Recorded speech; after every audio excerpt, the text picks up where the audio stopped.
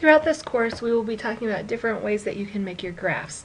One of the most important parts of statistics is being able to display your data in a way that makes sense to you. And so today we're going to talk about a stacked histogram or a stacked bar graph. This particular program that I'm going to use today is Google Sheets, which is just like Microsoft Excel. Maybe not as powerful as Microsoft Excel with as many options as it is, but it is free. So if you already have Google Sheets, let me open up a new tab here and show you. If you have Chrome and you are a Google user, all you need to do is go into your drive. So I'm going to click on my drive here, and I'm going to click on New and down to Google Sheets, and this is how you get to Google Sheets. So I already have Google Sheets opened, and the problem that I am looking at is on page 41, number 42. And so I'm going to title my spreadsheet just by going up here and clicking on Untitled. I'm going to title it page 41, number 42. That way, when you hand this particular Google Sheet in or share it with me, you could do that if you have that option. I know what problem it is.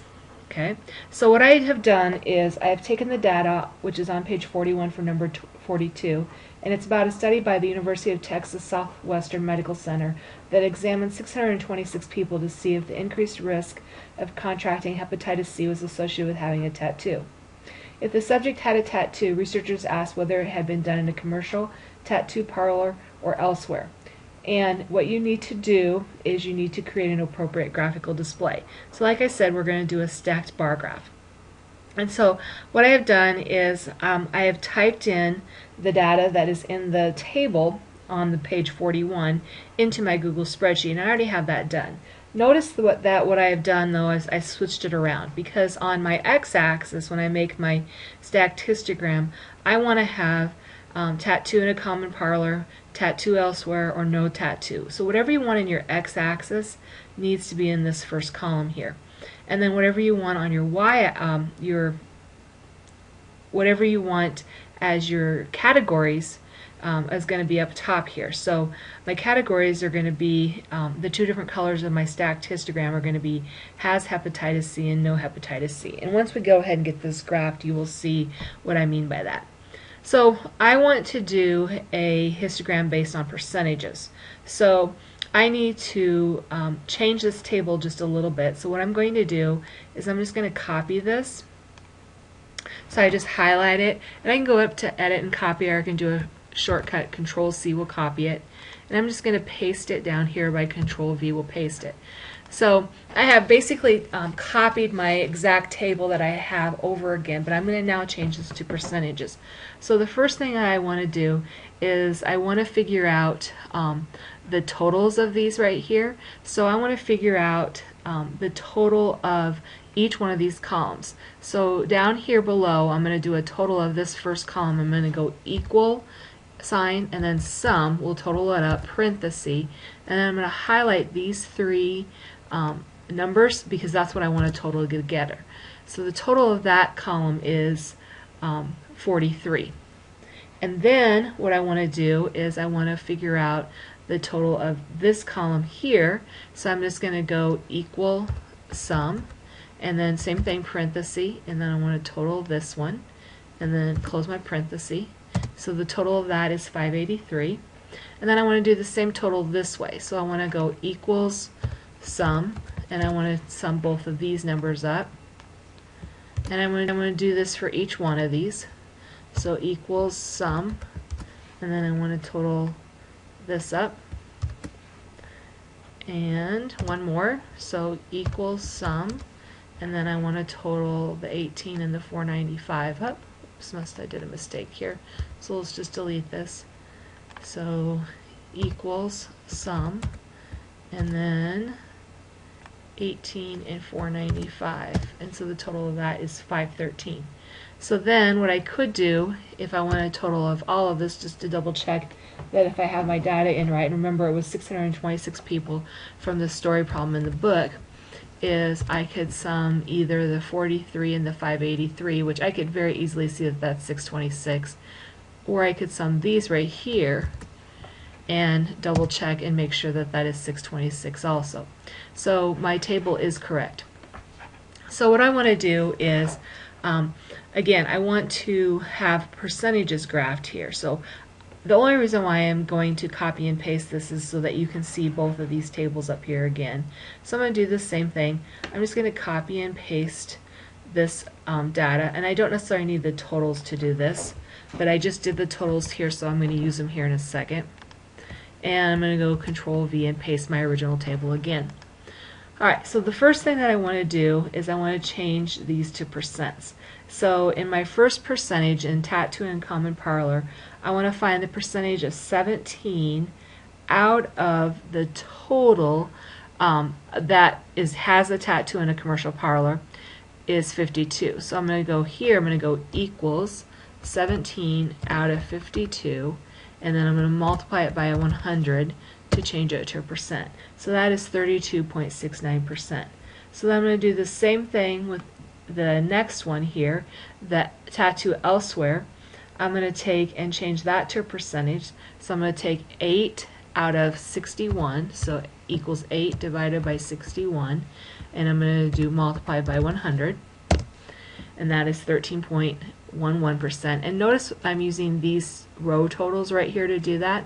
So then my next one is going to be equals 18 out of 513 times 100, and that is 3.508%. And so then up here, when I do no hepatitis C, I'm going to do the same thing. I'm going to take 35 out of 52, and that's a good reason why I also copy and paste the table in case I forget what I've typed there, I get interrupted or something. And so that's 67%.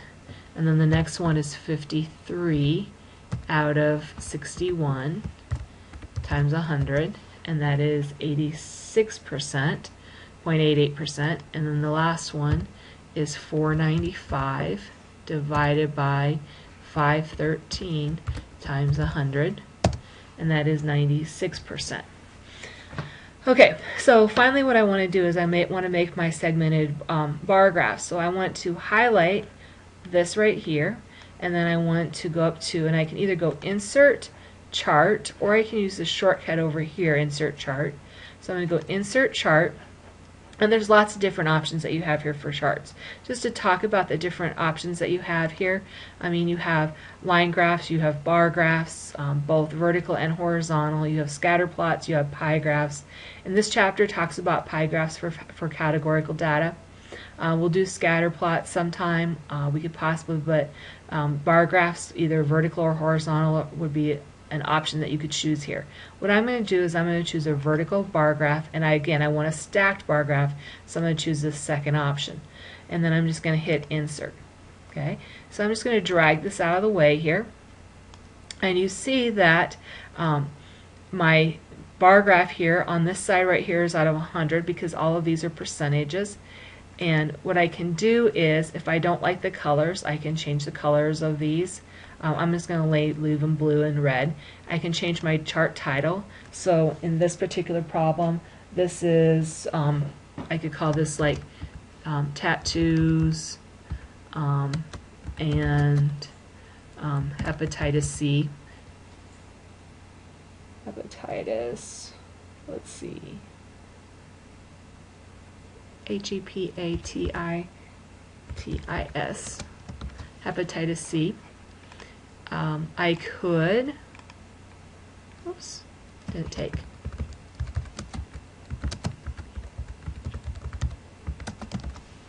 Press Enter to apply. I could change these down here if I want to change the horizontal axis tables.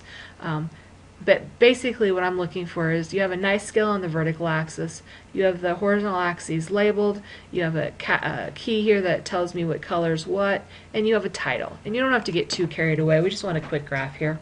So this is how I would use Google Sheets, and again, if you have Microsoft Excel would be very similar. And then what you could do if you wanted to, you could either, if you're going to submit this to me through showing your work on a test, you could do a screenshot of it. So if you have access to a screenshot, one screenshot software that I like to use a lot is either Snagit or Jing. And Jing is a free screenshot editor, and all you have to do is Google Jing. It's Jing, and you can screenshot anything really fast here with Jing. I'm going to use I have a built-in screenshot on my PC here, which is called a Snipping Tool. And what I can do with this is I can just screenshot this, if I can get this to open. And then if I wanted to, I could just copy and paste this into a Word document. Since I'm using Google, I'm going to copy and paste this into a Google Doc. And so again, I just have to go to my drive if I want to have a Google Doc here. Click on my drive. Go to New, Google Doc. And again, this is all free, is why I'm showing you it this way. And I can go to Control V and I can paste it right in there. And that way, if I want to, I can add other homework to this, other problems that I have to do. But that would just be a quick way to show you how to do a segmented bar graph.